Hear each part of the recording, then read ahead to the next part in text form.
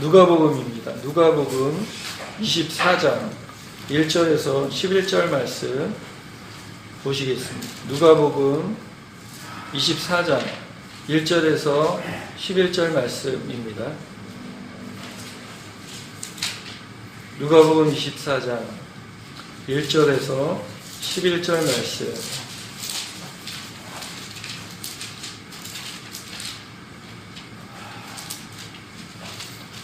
누가복음 24장 1절에서 11절 말씀 보시겠습니다.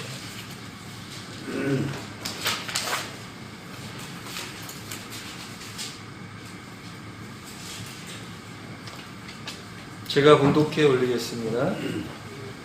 안식 후 첫날 새벽에 이 여자들이 그 준비한 향품을 가지고 무덤에 가서 돌이 무덤에서 굴려 옮겨진 것을 보고 들어가니 주 예수의 시체가 보이지 아니하더라. 이로 인하여 근심할 때 문득 찬란한 옷을 입은 두 사람이 곁에 섰는지라. 여자들이 두려워 얼굴을 땅에 대니 두 사람이 이르되 어찌하여 살아있는 자를 죽은 자 가운데서 찾느냐. 여기에 계시지 않고 살아나셨느니라. 갈릴리에 계실 때 너에게 어떻게 말씀하셨는지를 기억하라. 이르시기를 인자가 죄인의 손에 넘겨져 십자가에 못 박히고 제3일에 다시 살아나야 하리라 하셨느니라 한데, 그들이 예수의 말씀을 기억하고 무덤에서 돌아가 이 모든 것을 11 사도와 다른 모든 이에게 알리니, 이 여자들은 막달라 마리아와 요한나와 야고보의 모친 마리아라. 또 그들과 함께한 다른 여인들도 이것을 사도들에게 알리니라. 다 같이요. 사도들은 그들의 말이 허탄한 듯이 들려 믿지 아니하나. 아멘. 할렐루야. 네. 근심과 두려움이 기쁨이 되기까지라는 제목을 가지고 함께 은혜 나누고자 합니다. 누가복음 24장은 근심과 두려움으로 시작합니다. 제자들이 예수님이 십자가에서 고난을 당하시고 죽으시고 못 박혀 피를 흘리시면서 철저히 죽으셨던 그 모습을 기억하며 그들이 마음 가운데 들었던 것은 근심입니다. 당혹감이고 혼란이고 두려움입니다. 여러분, 우리의 삶의 현실을 보면 이와 같지 않습니까? 근심이 있고 두려움이 있습니다. 사람이 사람을 만나는 게 두렵고 예배의 자리로 나오는 것이 두렵습니다. 여러분, 오셨을 때 성도들과 악수하고 싶고 가까이 가고 싶지만 그렇지 못하죠. 네. 홍연아 내가 패가 될까, 홍연아 서로 누가 될까 하는 마음들이 있기 때문에 가깝고 반가운 얼굴들이죠. 그 교회를 향해서 그리스도의 한 몸 됐다고 하지 않습니까? 그만큼 얼마나 가까운 자들이 한 몸이겠어요? 부부 사이가 성경이 말하는 한 몸이라고 그랬는데 교회가 바로 그 한 몸이라는 것이죠. 그런데 그 코로나19로 인해서 그 한 몸 된 공동체가 서로 간에 거리를 둬야 되고 악수하기도 힘든 그런 때가 되었습니다. 그럼 가정에서도 그렇지 않습니까? 외부에 갔다 오면 반갑게 맞을 그 분들을 어떠면 두려움과 근심으로 대해야 될 모습들이 있죠. 그런데 오늘 성경은 근심과 두려움으로 끝나지 않습니다. 어떻게 끝날까요? 근심과 두려움으로 시작되었지만 무엇으로 끝납니까? 그들은 놀라움과 하나님을 향한 경배와 하나님을 향한 큰 기쁨으로 끝이 난다는 것입니다. 24장 4절에 보면 이렇게 말씀합니다. 이로 인하여 근심할 때 문득 찬란한 옷을 입은 두 천사가 곁에 섰는지다. 여자들이 두려운 얼굴을 땅에 대니 두 사람이 이르되 어찌하여 살아있는 자를 죽은 자 가운데서 찾느냐. 그들의 마음 가운데 뭐가 있었어요? 근심할 때, 그리고 두려워 얼굴을 땅에 대야 될 그 상황 가운데 있었다는 것이죠. 예수께서 부활하셨지만 그 부활의 소식을 알지 못하는 그 여인들은 안식 후 첫날 이른 새벽에 향품을 준비해서 예수의 시신에 발라야 될 향품을 준비해서 무덤가에 갑니다. 무덤이 큰 돌로 막혀져 있어서 그 돌을 어떻게 옮겨야 되는지에 대한 고민 가운데 빠져서 무덤가에 다가갔지만 그들이 마음 가운데 예수님이 다시 부활할 것이라는 기대와 소망을 갖고 간 것이 아니라 어떻게 무덤 문을 옮겨야 되는지에 대한 고민만 하고 갔다는 것이죠. 그들 마음 가운데 근심과 두려움이 있었습니다. 그런데요, 24장 하반절에 보니까 그들 가운데 어떤 마음이 회복됩니까? 52절에 보니까 그들이 그에게 경배하고 큰 기쁨으로 예루살렘에 돌아가 늘 성전에서 하나님을 찬송하니라. 아멘. 하나님이 처음은 두려움과 공포로 근심으로 시작되었던 24장의 말씀이 마지막 절에는 뭐로 끝나요? 하나님을 경배하고 하나님으로 말미암아 하나님을 찬송하고 그리고 또 큰 기쁨이 예루살렘에 멈췄다는 것입니다. 여러분, 우리의 삶의 현실이 이렇게 바뀌어지기를 원합니다. 근심과 두려움으로 가득했던 우리의 마음들, 그 마음이 어떻게 바뀌어야 돼요? 하나님을 경배하고 하나님을 찬양하고 하나님을 예배하며 뿐만 아니라 큰 기쁨이 우리 가운데, 우리 에덴교회 가운데 넘쳐나기를 바랍니다. 그러려면 어떻게 해야 될까요? 그들이 큰 두려움과 큰 근심과 두려움에서 시작되었던 그 말씀이, 그들의 마음이 어떻게 큰 기쁨으로 바뀌어질 수 있었을까요? 그들에게 큰 기쁨으로 바뀌어질 수 있도록 한 것이 있는데 그것이 무엇입니까? 바로 증인이 있었다는 거예요. 누가 있었습니까? 예수님의 부활의 현장을 목격했던 증인들이 있었다는 것입니다. 여러분, 그 증인들은 누구입니까? 강한 자입니까? 그렇지 않죠. 연약한 자입니다. 하나님은 어떻게 연약한 자를 쓰시는지 그 말씀이 오늘 우리에게 힘과 용기를 주는 줄을 믿습니다. 부활의 첫 목격자들은 누구입니까? 바로 여인들입니다. 근심과 두려움으로 예수님 앞에 나갔던 그 여인들이 있었습니다. 그 여인들을 향하여서 천사가 이렇게 말씀하시죠. 어찌하여 살아있는 자를 죽은 자 가운데서 찾느냐. 예수님은 살아나셨습니다. 예수님은 다시 부활하셨다는 거예요. 여러분, 우리가 부활의 사실을 믿고 의지하는 여러분 되길 원합니다. 여러분, 부활의 사실을 목격한 사람들이 있었다는 것이죠. 여인들이 그 최초의 목격자들이 되었다는 것입니다. 그들이 그 예수님이 부활하시기까지 어떻게 알았을까요? 그들에게 가르쳐주는 자가 있었다는 것이죠. 누구였습니까? 천사들이었습니다. 천사가 7절에 이렇게 말합니다. 이르기를 인자가 죄인의 손에 넘겨져 십자가에 못 박히고 제3일에 다시 살아나야 하리라 하셨느니라 한데 그들이 예수의 말씀을 기억하고라고 말씀합니다. 천사가 말하자 그들이 그 전에 예수 그리스도께서 고난을 당하시고 3일 만에 부활해야 된다고 하셨던 예수님의 누누이 말씀하셨던 예수님의 말씀을 그제야 기억했다는 것입니다. 오늘 우리는 주님의 말씀을 기억해야 됩니다.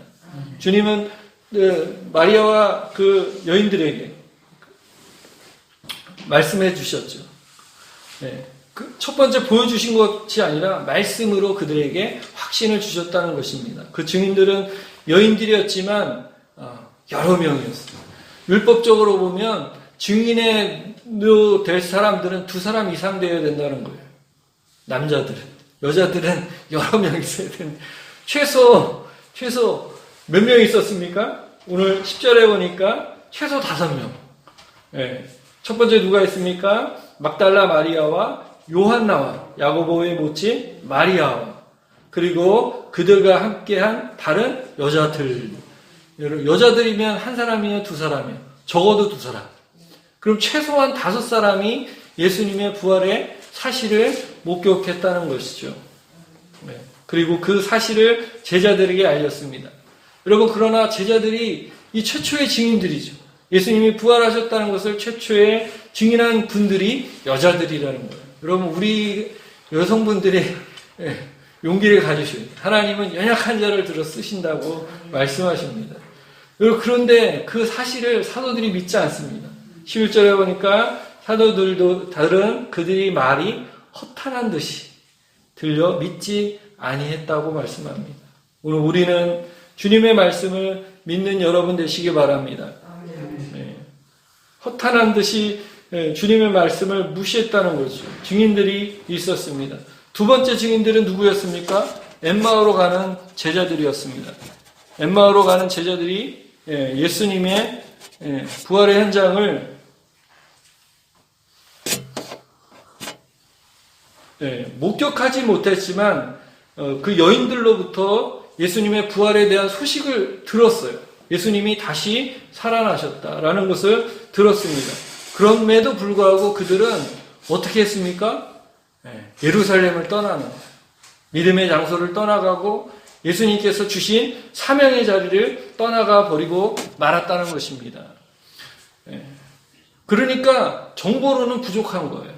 예수님이 부활하셨다는 그 말로는 부족한 것입니다.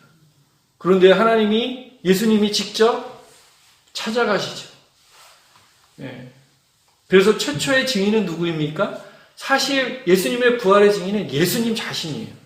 예수님이 직접 마리아에게 보여주시고 나중에 게바에게 보여주시고, 게바가 누구입니까? 베드로에게 보여주시죠. 그렇게 말씀하시는 것입니다. 그리고 엠마오로 가는 두 제자에게도 보여주시면서 뿐만 아니라, 보여주실 뿐만 아니라 그들의 눈이 가려져 예수님이 부활하신 것을 깨닫지 못하는 그들에게 뭐 하십니까? 다시 말씀으로 돌아가는 거예요. 다시 말씀으로 깨닫게 하시는 것입니다. 서로 주고받는 이야기를 속에서 하나님께서 말씀해 주시는 것이죠. 구약의 말씀을 인용하시면서 24절에 보니까 이렇게 말씀하십니다. 또 우리와 함께한 자들 중에 두어 사람이 무덤에 가 과연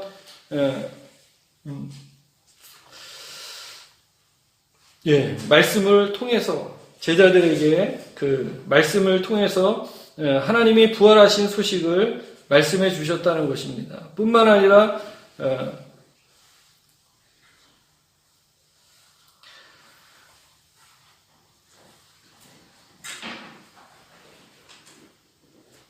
그들이 예수님의 그 부활하신 소식을 듣고 그들 마음 가운데 어떤 일이 일어났습니까?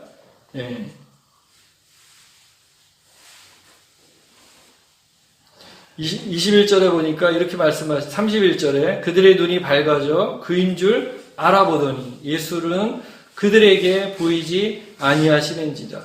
그렇게 말씀하시기 전에 25절에 뭐라고 말씀하세요? 예수님이 부활하셨다는 소식을 듣고도 믿지 않는 그들에게 뭐라고 말씀하세요? 25절에 보니까 이르시되 미련하고 선지자들이 말한 모든 것을 마음에 더디 믿는 자들이요. 그리스도가 이런 고난을 받고 자기의 영원한 영광에 들어가야 할 것이 아니냐 하시고, 이에 모세와 모든 선지자의 글로 시작하여 모든 성경에 쓴 바 자기에 관한 것을 자세히 설명하시니라. 예수님이 그 두 명의 제자들을 놓고 설명을 하셨다는 거예요. 밤이 새도록, 밤 가까이 되도록 그 제자들에게 뭘 확신시켜 주시는 거예요? 예수님의 부활의 사실이 정말이다.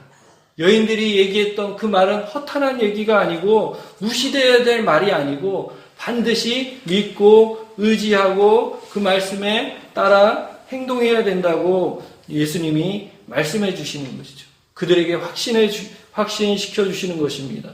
그 두 제자가 예루살렘으로 다시 돌아옵니다. 그들의 걸어갔던 발걸음을 다시 되돌려서 그 공동체 안으로 돌아오는 것이죠. 그리고 이렇게 말하는 것이죠. 그런데 그들에게 또 다른 증거들이 있었어요. 그 증인, 세 번째 증인이 누구입니까? 바로 베드로입니다. 시몬 베드로입니다. 24절에 보니까 이렇게 말합니다. 말하기를 주께서 과연 살아나시고 시몬에게 보이셨다 하는지라. 여러분, 증거자들이 예루살렘에서 벌써 두 증인들이 있었죠. 여인들이었고 또 시몬 베드로였습니다. 시몬 베드로는 누구입니까? 수제자 아니겠어요? 믿을 수밖에 없는 그 증거를 확실하게 믿을 수밖에 없는 바로 그 수제자가 있었다는 것입니다. 그리고 그 제자들이 엠마오로 갔던 두 제자가 이제 얘기하는 것이죠. 그런데 그때 바로 예수님께서 다시 나타나신 거예요. 35절에 보니까 두 사람도 길에서 된 일과 예수께서 떡을 떼심으로 자기에게 알리신 것을 말하더라. 이 말을 할 때 예수께서 친히 그들 가운데 서서 이르시되 너에게 평강이 있을지어다 하시니. 여러분, 이 사실을 믿을 수밖에 없는 증거들이 바로 이것이죠. 증인들이 있었다는 거예요. 그리고 그뿐만 아니라 예수님께서 친히 오셔서 그들에게 확신시켜 주시오. 엠마오의 두 제자뿐만 아니라 마리아뿐만 아니라 예수님께서 다시 제자들이 모여있는 그 공동체 가운데 오셔서 자신이 살아나셨음을 보여주시는 거예요. 그들이 다시 부활하신 예수님을 보고 어떤 반응을 했습니까? 37절에 보니까 그들이 놀라고 무서워하여 그 보는 것을 영으로 생각하는지. 여러분, 놀랐지만 믿지 않았어요. 예수님이 부활하셨다는 것. 여러분, 부활하셨다는 건 뭐예요? 영이 아니라 육체로 다시 부활하셨다는 것이. 거룩한 육체로 다시 부활하셨다는 거예요. 근데 예수님이 그 의심하는 사람들에게 이렇게 말씀하십니다. 예수께서 이르시되 어찌하여 두려워하며 어찌하여 마음에 의심이 일어나느냐. 여러분, 그러면서 예수님이 책망만 하신 게 아니라 뭐 하세요? 믿음으로 다시 이끌어 가시는 거예요. 어떻게 이끌어 가십니까? 예수님은 자신의 손과 발을 보여주시는 거예요. 내 손과 발을 보고 나인 줄 알아. 또 나를 만져보라. 영은 살과 뼈가 없으되 나를 너희 보는 바와 같이 나는 있느니라. 예수님은 수단 방법을 가리지 않고 예수님이 다시 부활하셨다는 것을 제자들에게 확신시켜줍니다. 여러분, 기독교를 모욕하고 믿지 않는 자들이, 예수님의 부활을 부인하는 자들이 결정적인 증거가 뭡니까? 예수님을 너무나도 사모했던 제자들이 예수님이 보고 싶어서 집단 환각에 빠져서 예수님이 부활하신 것으로 착각했다는 거예요. 여러분, 그래서 예수님이 부활하신 것으로 오해해서 그것을 전했다고 비판합니다. 여러분, 그런데 성경에 보니까 제자들이 예수님 부활할 것을 기대했나요? 믿었나요?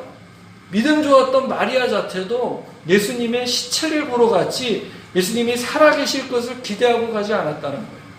그들이 기대하고 고대하고 걱정했던 것은 무덤 문을 어떻게 여느냐, 예수님이 어떻게 살릴까가 아니라 무덤 문이 어떻게 열리냐. 그리고 무덤에 갔을 때 어떤 일이 벌어졌습니까? 수의가 그대로 있었다는 거예요. 여러분, 유대인들이 하는 것처럼 제자들이 예수님의 시신을 가져갔으면 어떤 일이 벌어져야 됩니까? 수의가 없어야 돼요. 머리에 쌌던 두건이 없어져야 됩니다. 여러분, 거기서 예수님의 시신에서 옷을 벗기고 있을 도둑들은 없는 거예요. 빨리 가야 돼요. 그리고 군병들이 지키고 있어요. 그 군병들을 향해서 칼을 들고 가서 예수님을 도둑질 해오겠다는 것은 로마 정부에 대한 전면적인 도전인 거예요. 그걸 감당할 유대인들이 없는 거지. 제자들이 없는 거지. 그렇기 때문에 예수님의 부활에 대한 확실한 증거가 무덤부터 있는, 빈 무덤에 있는 것이죠. 그리고 제자들이 그것을 본 거예요. 그럼 뿐만 아니라 그 소식을 듣고도 믿지 않자 예수님이 확실하게 자신의 모습을 보여주시는 것이죠. 내 손과 발을 보고 나인 줄 알라. 어떤 분이에요? 부활하신 분이죠. 이 말씀하시고 손과 발을 보이시나 그들이 41절에 너무 기뻐함으로 아직도 믿지 못하고 놀랍게 여겨 이르시되 여기 무슨 먹을 것이 있느냐. 여러분, 아직도 예수님이 부활하셨다는 것을 믿지 못합니다. 기쁘게 여기지만 예수님이 부활하셨다는 것을 믿지 못해요. 그래서 예수님이 마지막 방법으로 무슨 일을 하십니까? 떡을 먹었어요. 먹을 것이 없느냐. 여러분, 예수님이 뭘 하시겠다는 거예요? 배고파서 그러시는 게 아니라 정말 살아나셨다. 영은 물질을 집을 수도 없고 먹을 수도 없는 것이죠. 그런데 예수님이 분명히 살아나셨다는 것을 보여주시기 위해서 친히 먹을 것을 찾으시고 그 먹음을 통해서 생선 한 토막을 그 자리에서 잡수시는 모습을 보여주셨습니다. 예수님이 그것만 하셨을까요? 여러분, 근심과 걱정이 기쁨으로 회복되기 위해서는 증인들도 있어야 되고, 또 예수님이 친히 증인이 되셔서 말씀해 주셨지만 그들에게 아직 기쁨이 회복되지 않았어요. 아직 그들 가운데는 의심이 있었고 근심이 있었다는 거예요. 여러분, 다시 기쁨으로 회복되기 위해서, 큰 기쁨으로 회복되기 위해서 마지막 해야 될 것, 그것이 무엇입니까? 다시 말씀 속으로 들어가야 된다는 거예요. 여러분, 제자들을 둘러놓고 예수님 거기서 뭐 하세요? 성경 공부하시고 바다 잡수시고 44절에 보니까 이렇게 말씀하십니다. 또 이르시되 내가 너희와 함께 있을 때에 너희에게 말한 바 곧 모세의 율법과 선지자의 글과 시편에 나를 가리켜 기록된 모든 것이 이루어져야 하리라 한 말이 이것이라 하시고, 이에 그들의 마음을 열어 성경을 깨닫게 하시고. 여러분, 마음 문이 열려서 성경을 깨닫게 하는 은혜의 역사가 있기를 원합니다. 우리가 다시 기쁨으로 회복되기 위해서는 하나님의 말씀 앞으로 돌아가서 그 말씀의 문이 열려서, 그 마음 문이 열려서 성경을 깨닫게 되는 은혜의 역사가 있는 우리 성도분들이 다 되시기를 바랍니다. 그럴 때 기쁨으로 회복되는 역사가 있게 되는 것이죠. 제자들은 부활하신 예수님을 분명히 보고도 기쁨이 회복되지 않았어요. 그들 가운데는 믿지 않았고 오히려 너무 큰 기쁨으로 인해서 믿지 못했다라고 얘기합니다. 그런데 성경을 깨닫게 하시고 그들의 마음을 열어서 그리스도가 고난을 받고 제3일에 죽은 자 가운데서 살아나야 할 것과 또 그의 이름으로 죄사함을 받게 하는 회개가 예루살렘에서 시작하여 모든 족속에게 전파될 것이 기록되었다고 말씀해 주시고 또 사명까지 주시는 것이죠. 너희는 48절에 보니까 너희는 이 모든 일의 증인이라 라고 말씀해 주십니다. 사명을 회복하시고 뿐만 아니라 성령을 약속하십니다. 49절에 보니까 볼지어다 내가 내 아버지께서 약속하신 것을 너희에게 보내리니 너희는 위로부터 능력을 입힐 때까지 이 성에 머물러 있으라. 성령을 약속해 주시는 거죠. 드디어 성령이 임하실 때, 여러분 6월절은 끝이 아닙니다. 6월절은 시작이에요. 50일 후에 오순절 마가다락방에 성령이 임하실 때 교회가 드디어 꽃을 피고 교회가 드디어 움직이기 시작하는 것입니다. 여러분, 우리는 아직도 코로나19로 인해서 아직 두려움 가운데, 공포 가운데 있지만 하나님이 주셨던 그 큰 기쁨이 과연 확실한 기쁨이라고 오순절의 날에는 웅크리지 않고 교회가 활동하고 열방을 향해서 많은 사람들을 향해서 예수님이 부활하셨다고 증거했던 것처럼 오늘 우리도 그렇게 회복되기를 원합니다. 그렇게 회복되기 위해서 어떤 일이 있었습니까? 예수님의 축복이 있었다는 것입니다. 50절에 보니까 예수께서 그들을 데리고 베다니 앞으로 나가사 손을 들어 그들에게 축복하시더니, 아멘. 하나님이 오늘 우리 코로나19로 인해서 각 처에서 가정에서 드려지는 예배로 하나님께 영광을 돌리고 있지만 하나님이 우리를 축복하시는 줄로 믿습니다. 마음을 열어서 성경을 깨닫게 하실 뿐만 아니라 하나님의 축복이 넘쳐나길 원합니다. 각 가정이 넘쳐나게 하셔서 우리가 경배하지 못했던 그 경배가 다시 회복되고 하나님을 찬양하지 못했던 그 찬양이 회복되고 큰 기쁨이 회복되는, 그리하여 예루살렘으로 돌아와 하나님을 찬송하며 나갔던 것처럼 우리도 그렇게 될 줄로 믿습니다. 하나님 오늘도 말씀을 깨닫게 하시고 하나님 오늘도 우리를 만나주시고 하나님 오늘도 우리를 축복해 주실 줄로 믿습니다. 하나님 우리를 사랑하시는 줄로 믿습니다. 그분이 우리를 부활하게 하실 줄로 믿습니다. 여러분, 복음은 예수 그리스도께서 이 땅에 태어나 죽으실 뿐만 아니라 부활하셨음을 믿는 것입니다. 오늘 우리 그 복음 앞에 진실되게 예수님의 부활의 증인들이 되는 저와 여러분들이 되는 큰 은혜 가운데 나아가는 우리 에덴교회 모든 식구들이 되시기 바랍니다. 기도하겠습니다.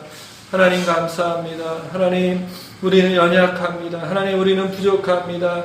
하나님 코로나19라는 하나님 어마어마한 어려움 가운데 하나님 서로 공포에 떨고 근심에 쌓였지만 하나님께서 말씀을 깨닫게 하시고 주님께서 친히 찾아와 주셔서 축복해 주시며 그 마음 가운데 하나님을 경배하게 하시고 다시 회복하게 하시고 다시 큰 기쁨의 자리로 나아갈 수 있도록 허락해 주셨던 주님, 오늘 우리에게도 그렇게 행하여 주시옵소서. 제자들에게 큰 기쁨으로 돌아가게 하시고 하나님 큰 축복으로 함께 하셨던 것처럼 하나님 이 시간 코로나19로 인해서 함께 예배하지 못하였지만 하나님 각처에 흩어져 예배드리는 우리 에덴교회 모든 식구들 머리머리 위에 하나님의 은혜가 넘쳐나는, 하나님의 축복이 넘쳐나는 기쁨이 회복되는 이 시간이 되도록 주님 축복해 주시옵소서. 감사드리며 예수님의 이름으로 기도드렸습니다. 아멘.